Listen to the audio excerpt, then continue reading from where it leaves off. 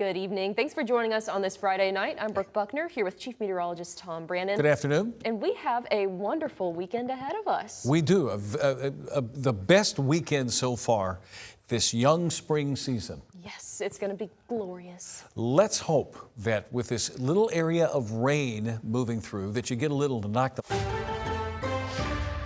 Falling outside. We'll show you radar here in just a moment, but outside over Little Rock right now, we do have the overcast conditions. Clouds hang with us for a good part of the night. They will begin to clear out of here early tomorrow morning, and that'll bring sunshine our way. Let's check radar, and you will see what I'm talking about with the rain occurring in northern Arkansas. Here we go. There it is right there. Okay. Right up here from, let's say, Jonesboro, north of Memphis, Searcy, Clinton, back to Fayetteville, Fort Smith. Spotty rainfall is occurring here. It's drifting ever so slowly to the south and east and will eventually wind up in central Arkansas. Could have some raindrops on I-57 between Cabot and Searcy at this time. This is beautiful. We haven't seen it in quite a while. It's not going to amount to much. It's not going to cancel any burn bans. We've added a couple of more today. Saline County and Pike County, so 55 Arkansas counties under burn bans. Skies are cloudy from 54 Mountain Home, 58 Russellville to 61 in DeQueen. It has cooled off statewide, and here it is. I'm just going to give it to you. There's the payoff pitch, your weekend forecast. 65 on Saturday, 77 on Sunday. Brooke? All right, Tom, thank you. A tough ending, but still a season Razorback fans won't forget. Arkansas fell to Arizona in the Sweet 16 last night in San Jose. Tyler Cass is there putting a bow on the Hawks season.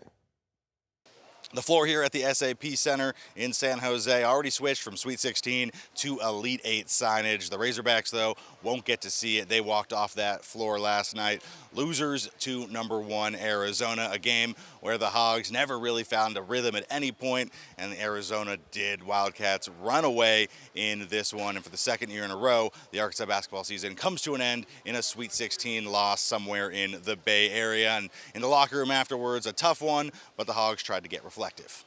We made history. We have a lot of special guys in the locker room, so really want to just keep our head up and, understand that we came far. We came a long way, and we lost to a really good team. We had a heck of a run, hoping to run it back, just win that natty. That's what we're trying to do.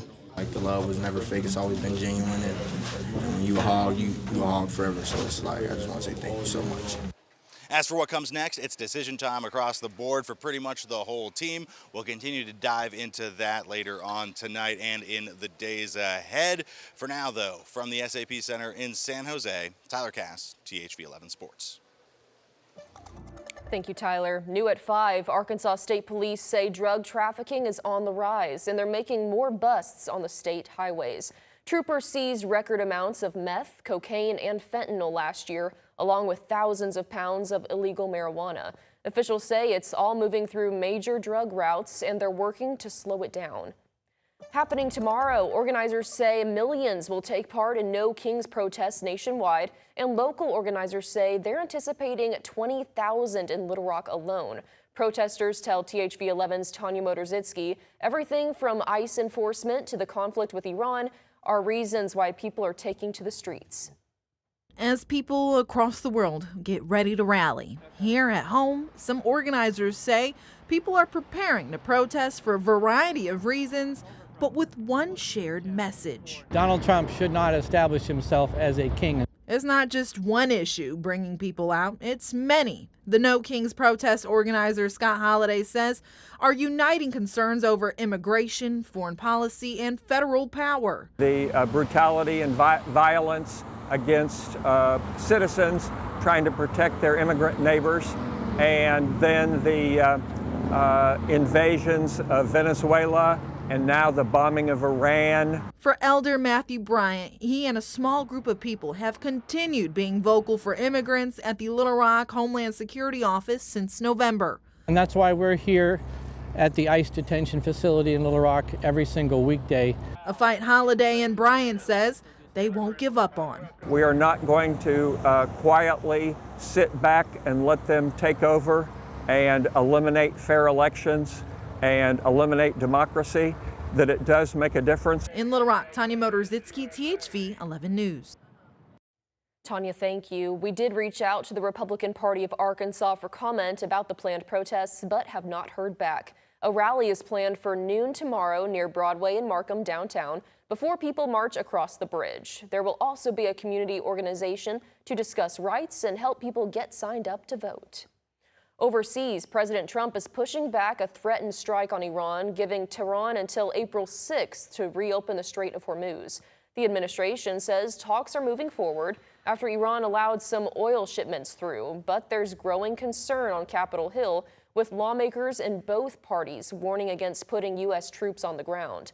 The White House insists it can meet its goals without a full-scale invasion. Now in America, President Trump says he's trying to ease the squeeze on farmers, and that could hit close to home here in Arkansas, where agriculture is a billion-dollar industry. The president hosted farmers and ranchers at the White House, announcing rollbacks on some farm equipment, environmental rules to help cut costs. He also pushed a plan to allow higher ethanol gas to be sold year-round, a move that could benefit Arkansas corn and soybean producers. Every day we're looking for new ways to support our farmers, reduce your costs, and to help lower the price of food for the American family. So we are going to be cutting out massive amounts of nonsense that are mandated to be put on your tractors and all of your trucks. This comes as a lot of Arkansas farmers are dealing with higher fuel and fertilizer costs driven up by global conflict and tariffs. The president previously announced $12 billion in federal aid to help offset those costs. A deal to end the 42-day DHS shutdown is falling apart. A Senate compromise passed overnight, but House Speaker Mike Johnson says it won't even get a vote. Right now, TSA agents are set to miss another paycheck as airport delays and long lines continue to frustrate travelers nationwide. Next, House Republicans are pushing a short-term funding plan while Democrats demand changes to ICE. President Trump says he may step in with executive action to get TSA workers paid, possibly by Monday. New developments on another close call in the sky. A United Airlines flight with 168 people on board came within about a quarter mile of a California Air National Guard Black Hawk near John Wayne Airport. The jet's collision avoidance system alerted, forcing pilots to level off during approach. Preliminary data shows the aircraft were just 525 feet apart vertically. And it's not just close calls. There's a growing sense of unease for flyers right now. Between hours-long TSA lines and this week's deadly crash at LaGuardia, a lot of people are on edge. Though taking a plane is statistically safer than driving a car, that doesn't stop millions from worrying about an upcoming flight. Shauna Mizell spoke to travelers in Houston who waited in lines for hours. It's hurry up and wait at Houston's Intercontinental Airport, where passengers slowly move through an hours-long security line. Very frustrating. Carla Popoka thought traveling with a baby might get her past the lines, but that didn't happen. And now she's hoping it moves quickly. Just anxiety of not making it to our, gate because we were told it was going to be like a 4-hour wait. Up to 40% of travelers experience some level of flying-related anxiety, and as many as 25 million Americans have a fear of flying. Things that you can control, for sure, is what I would put my focus on. Dr. Lee Spiker is an aerospace medicine specialist. She recommends putting together a pre-flight plan down to what you wear. Comfortable shoes, comfortable loose-fitting clothing, eating at normal times, good hydration, having your medications with you. It's always a great idea to have your medications in your carry-on. Many passengers tell us they came prepared with music, books, and comfy shoes and expected the long lines to be as bad as advertised. How are you passing the time? Speaking to strangers, listening to different languages, finding out that we're all the same, only different. Clay Grider's plan is a good one, according to Dr. Spiker. Lean on each other, get through it together. Whenever you do things as a team, you often feel that success when you get to that flight. Turning a difficult travel day into a journey to remember. Shauna Mizell, CBS News, Houston. Experts also recommend not drinking alcohol or a lot of caffeine while traveling. While it may help calm the nerves in the moment, it could cause or worsen other issues that may come up during the flight. Next at 5, a return to deep space, the first crewed mission around the moon in more than 50 years. Liftoff could happen as soon as next week. Yeah, so outside we've got high overcast skies, but there's some rain in the distance. I'll show you on radar here in just a few moments. A little rain tonight, cooler temperatures, windy, and this is what you can expect hour by hour heading towards Saturday morning. A cool start to your weekend.